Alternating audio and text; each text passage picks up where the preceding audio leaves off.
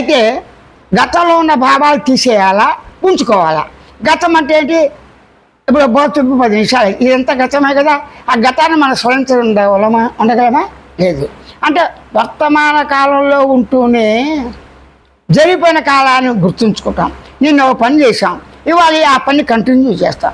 నేను స్నాన సంచయం చేసాం, అన్నీ చేశాం, రోజు చేస్తావు కదా.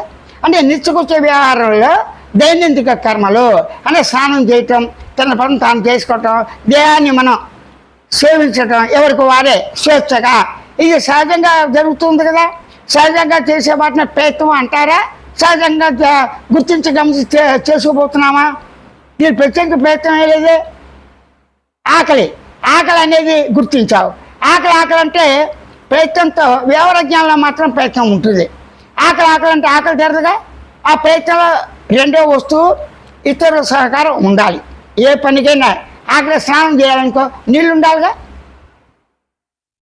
మురికి వదిలించుకోవాలి, సబ్బు ఏదో ఒకటి ఉండాలిగా, పళ్ళు తోముకోవాలి. ఈ సహకార కారణాలు లేకుండా కుదురుతుందా? కుదరదు.